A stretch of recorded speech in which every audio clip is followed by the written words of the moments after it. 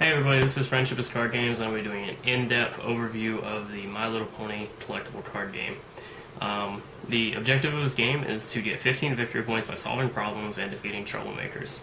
What you're seeing now is the game board, and you have yours and your opponent's draw decks, you have yours and your opponent's main characters, you have your turntable, your base turn card, and you have yours and your opponent's problem decks.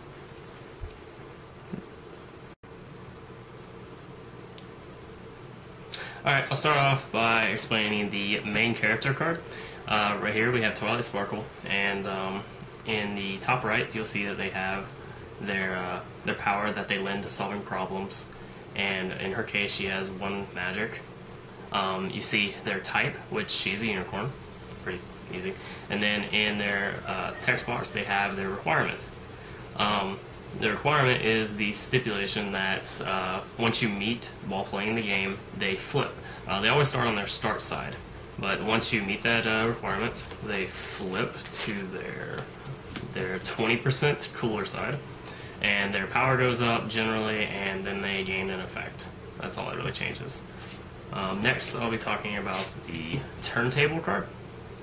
The turntable card tells you at the beginning of each of your turns how many action points you get for whoever has the most victory points. Like in this case, you would get 1 if a person that has the most victory points is at 0 or 1. So at the beginning of each turn, you would get 1 action point to use to play cards, and so on and so forth. If you get 2 to 4, you get 2. 5 to 7, you get 3. Next, I'll be talking about the base turn card. The base turn card just tells you what you can do during your turn, basically. Like you can play friends, events, resources for their listed cost. You can move one of your characters between home and problems for 2 action points. You can play a troublemaker for 1 action point, and you can draw a card for 1 action point. I'll be getting into all that later, so it's not really a big deal.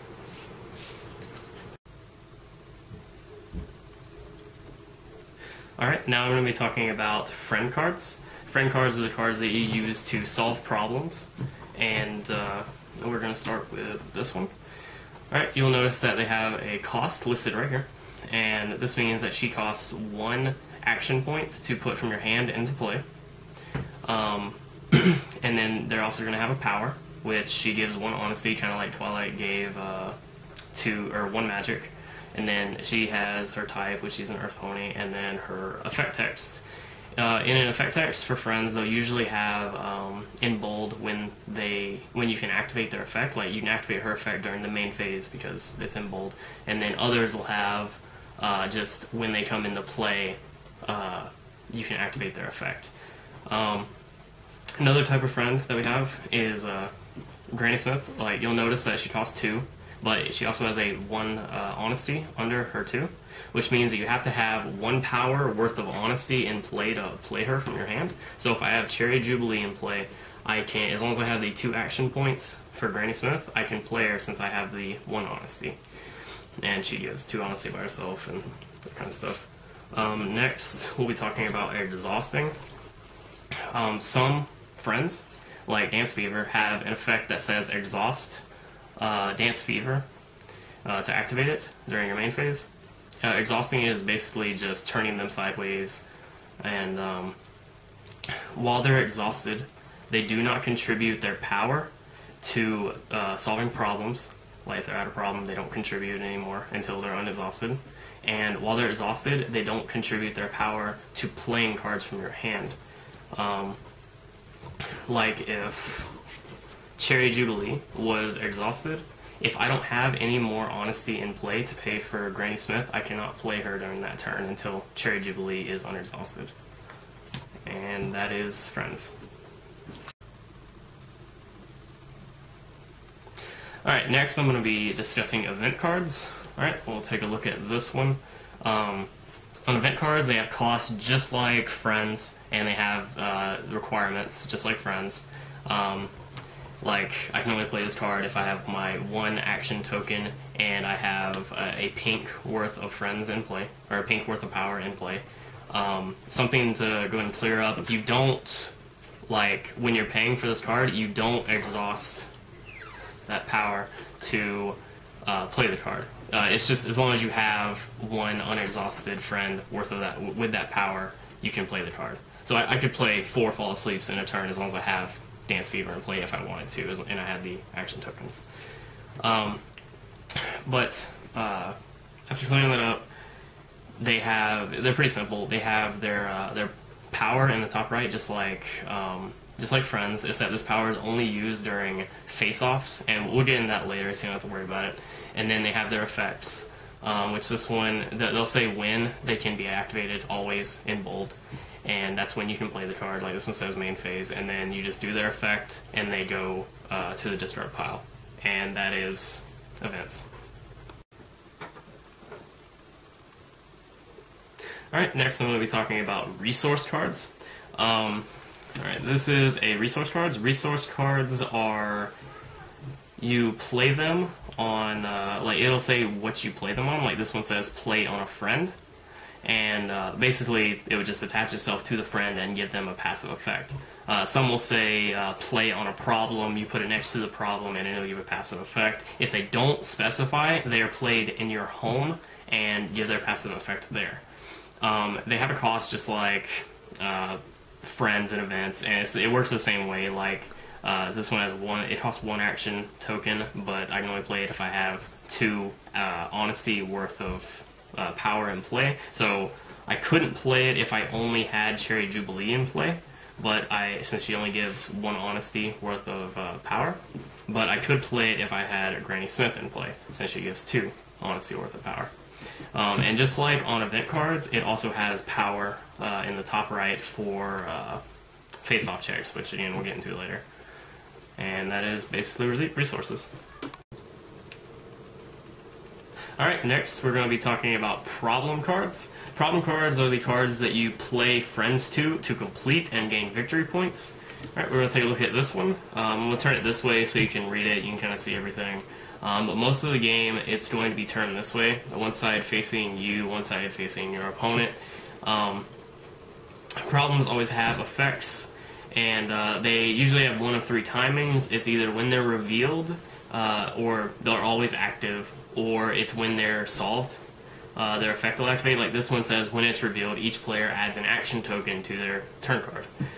Just as an example. Then you're going to notice that there are symbols at the bottom and the top of the card, one facing your opponent, one facing you. These are the symbols that you need in power to solve the problem. Like for me, it's 2 honesty and 1 non-honesty. So if I have Granny Smith here, so you see that she gives 2 honesty of power, so I fill that requirement. And then if I have Dance Fever, which gives 1 laughter, that isn't honesty, so I have the 2 honesty and the 1 non-honesty required for it, so this would be solving it. However, if I was to have Granny Smith and Cherry Jubilee, they both give honesty, I would have the honesty part filled, but I would not be completing it because I don't have the 1 non-honesty filled. For my opponent, since it's just 3, that's anything. They can have whatever they want for the 3. But during my solve phase, if I have, if I am solving it, I'll gain 1 point at the end of my solve phase. And if you are the first person to solve a problem, you get the bonus points, which are always listed here. And in this case, I would get 1 additional if I was the first one to solve it, so I would get 2 at the end of my solve phase. Alright, next I'm going to be explaining Troublemakers. The cost to play Troublemakers is actually listed on your base turn card. It'll be right here. It says play a Troublemaker for 1 action token. You can do that during your turn, and you can have 1 Troublemaker of your own, or there can only be 1 Troublemaker on either problem. And how you play them is you play them face down next to a problem like that. And then during your next Troublemaker phase, they'll be flipped face up. And then you decide whether you want to fight them or not. For Troublemakers, they list their points, which are right here. If you are able to defeat them in a face-off, you gain this many points. They have their strength, which during a face-off, is used to decide whether you beat them or not. We'll get into more detail later on about that when we get to the examples. Then we have their power, which is just used for face-offs, just like events and resources. Pretty simple. And we have their effect. Their effects come in two flavors. It's either going to be a defeat reward, which is it activates immediately after a player defeats that troublemaker. Like for him, he says defeat reward, search your deck for a troublemaker, put it into your hand, basically, and then shuffle your deck. But a troublemaker like Nightmare Moon has reveal, and it's just as soon as you reveal them, their effect happens. Like hers is all players discard their hand and draw 6 cards. Alright, and now I'm going to explain what happens when the game actually begins. You choose who goes first by rolling a die or, whatever, rock, paper, scissors, that kind of thing. In this example, I'll be going first, and both players will draw 6 cards from their deck. And then you may mulligan your hand, which means that you can shuffle your hand back into your deck if you don't like it and draw a new hand of 6 if you want. And then after both players decide whether they want a mulligan or not, you flip over both of the problem cards, and then you do any effects listed on the problem cards if there are any to apply. Alright, next I'm going to be explaining the different phases in a turn. The first phase is the ready phase. Normally in the ready phase, you draw a card, you unexhaust all of your friends, and you gain action tokens equal to the action tokens on your turntable. Since I'm going first, the first player does not draw a card during their first ready phase. The second phase, I'll go ahead and add my action point.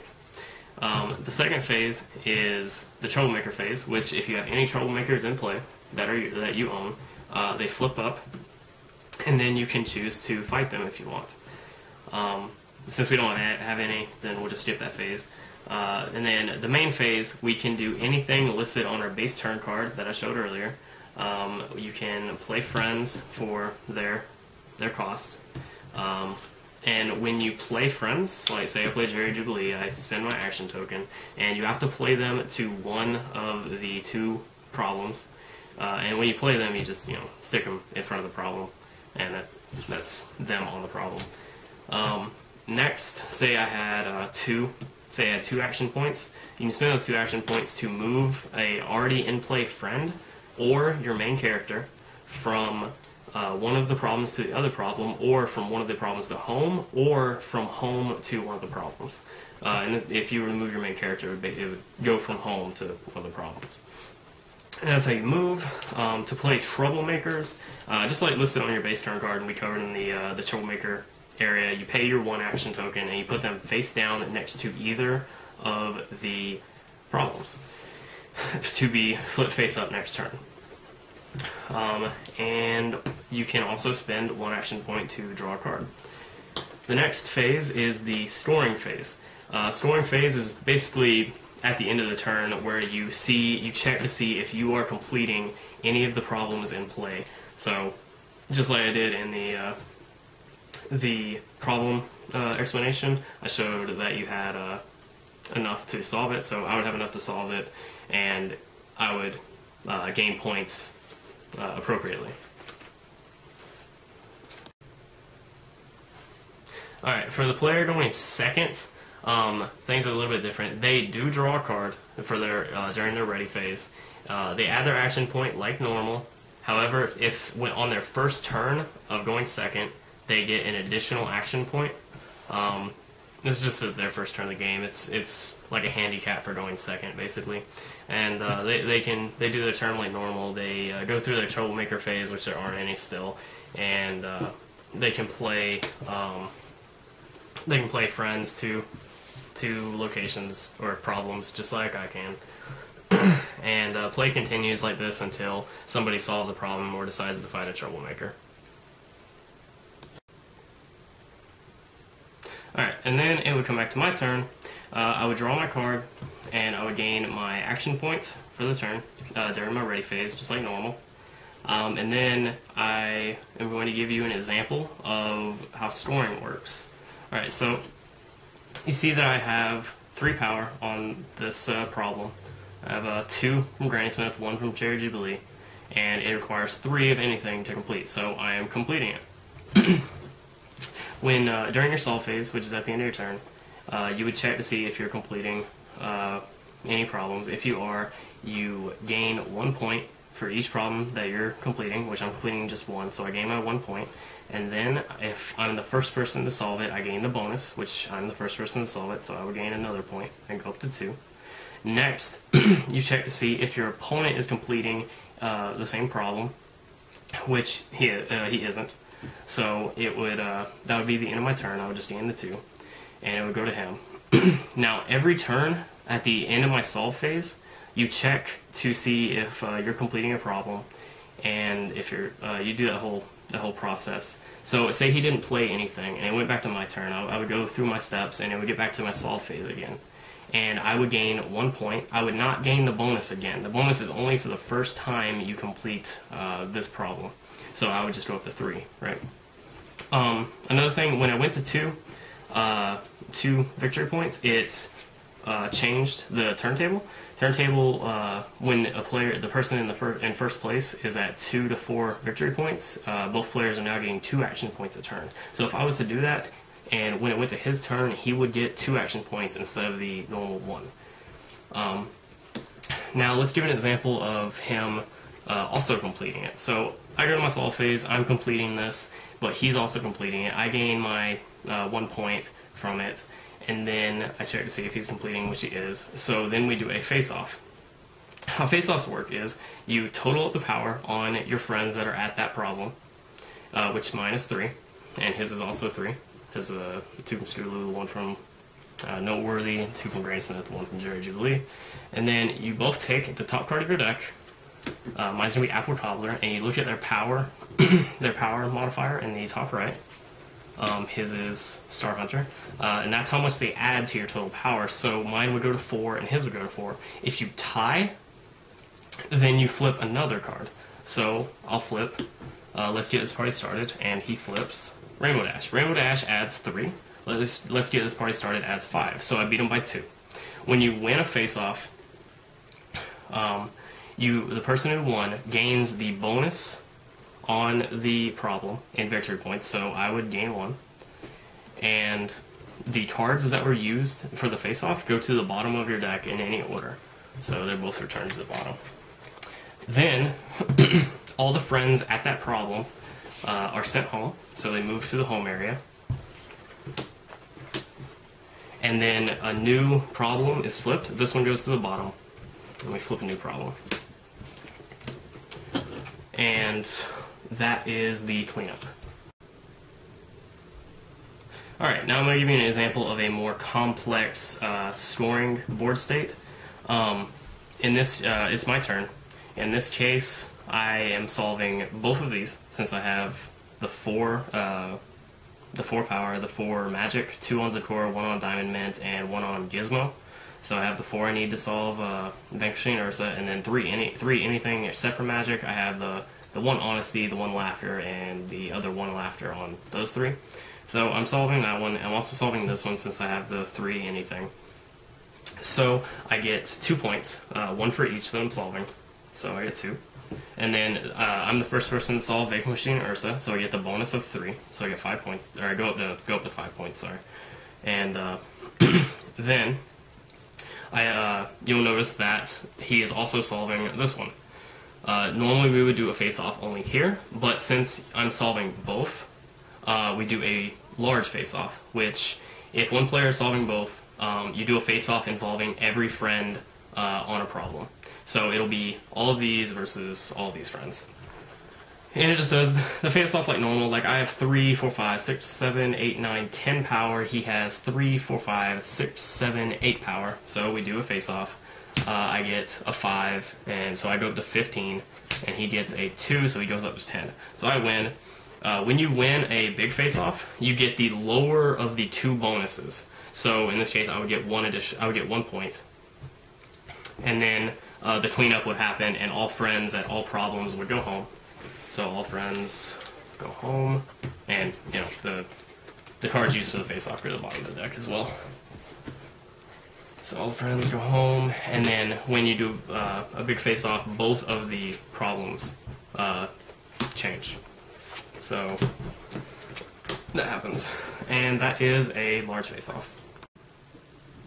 Alright, and the last thing we're going to cover is how to do Troublemaker Faceoffs. Alright, so it goes to my turn, I draw my card, and then it goes to my, I draw my card, I get my action tokens, I unexhaust all my friends, and then it goes to the Troublemaker phase. Beginning of the Troublemaker phase, I flip the Troublemaker that I played last turn, and then I can choose whether I want to fight the Troublemaker or not. So, I'm going to choose to fight it for the sake of the example. You check the Troublemaker's strength, which is 4, and then you check the power on my friends at the current location, or the current problem. And I have 3, he has 4, so we do a face-off. We both flip over a card. I get a 2, and he gets a 2. So he becomes a 6. Your opponent flips for the face-off. So he becomes a 6, I become a 5, I lose. When you fail to defeat a Troublemaker, you have to choose one of your friends currently at that problem to send home. So I'll send Cherry Jubilee home. Now, if I was to defeat the Timberwolf, say I got a 5 or whatever, and I had an 8 and he had like a 5, the Timberwolf would be discarded from play.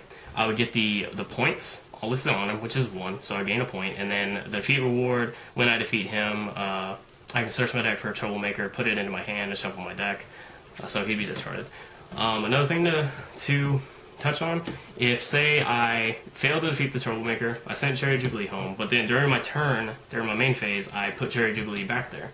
Normally, during my solving phase, I have enough to solve the problem. See, I have the 2 magic for Zecora and the 1 non-magic for the 1 generic. So, normally I would get points, but I don't because there's a Troublemaker still on the problem, a face-up Troublemaker still on the problem. Until that Troublemaker is defeated, no player can score points for solving the problem, because it can't be solved. Alright everybody, that's the end of the rule video. Thank you for watching. I hope it's helped you understand the game a bit better. If you have any questions at all about the game, please post them in the comments below and we will do our best to answer them for you. Also, this is our first time recording any videos of any kind and posting them really anywhere. So we apologize for the low quality. We are going to do our best to get better at this and make more videos. You know, if you guys want us to make more videos, we'd be happy to. Also, in the description below, we have scans of all the cards. We are also uploading two match videos. So if you guys are more interested in the game, you can watch those, and you can use the scans of the cards to kind of follow along and see how everything is happening. Also, we're going to be doing a Q&A video. We're going to be doing it later on, so just ask us some questions about the game, or if you have any concerns about the game, please feel free to ask them, and we'll address them in our Q&A video. Yeah, that's about it. I hope you enjoyed.